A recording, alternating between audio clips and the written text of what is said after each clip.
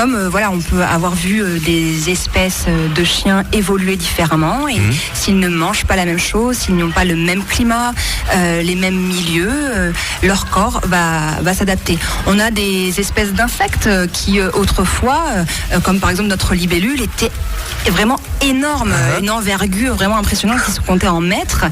Maintenant, nos petites libellules ne sont plus du tout comme ça.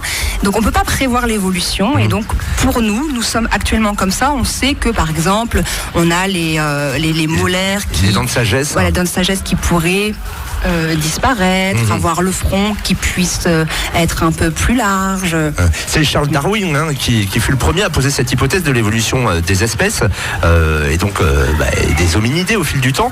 On s'adapter ou pas, en fait, c'est ce qu'on appelle la sélection naturelle. Oui, tout à fait. Alors ce qu'on peut dire aussi, c'est par rapport à la question est-ce qu'on aurait pu être d'autres hominidés, c'est que la théorie de Charles Darwin, elle est sur du long terme. Et nous les humains, ça fait pas très longtemps qu'on est à la surface de la planète. Ça fait juste 200 000 ans Homo sapiens. Donc on est très très jeune dans l'histoire de la planète qui a, je le rappelle, 4600 millions d'années. On ne sait pas trop ce que ça veut dire, mais c'est très très vieux. Et ce qui fait que nous, on est tout jeune là-dedans et on n'a pas encore pu beaucoup évoluer finalement.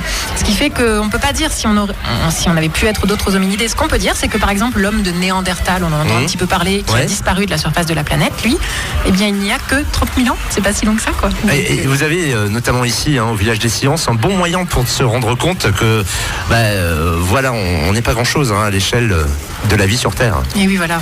On a un calendrier sur lequel on a représenté l'âge de la Terre. Donc, comme disait Annabelle, 4,6 millions d'années, enfin milliards d'années, si on le met en milliards, voilà. Et quand on représente l'âge de la Terre et on la met à quelque chose d'un peu plus représentatif, c'est-à-dire nous, on parle souvent en années. Et donc, si la Terre avait 1 an, l'homme ne serait arrivé sur Terre qu'au 12e coup de minuit, le 31 décembre. D'accord. Et l'année n'est pas encore finie, quoi. Et voilà. En plus. À la vue du passé, de la vie sur Terre, est-ce que notre espèce pourrait connaître d'autres évolutions majeures à moyen ou long terme, au-delà des dents de sagesse, de là pouvoir, pourquoi pas, envisager qu'un jour Thomas Pesquet puisse vraiment aller vivre sur Mars, en soi humainement capable? Alors là, on peut vous répondre avec nos cœurs. On aimerait beaucoup aller visiter ailleurs dans le système solaire, évidemment.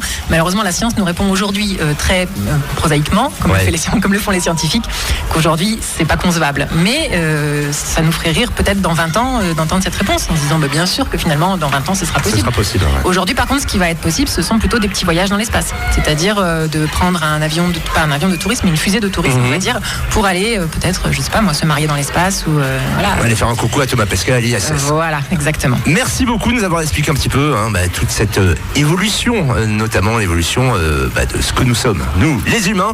Et à présent, il est temps de jouer à la Totem Box.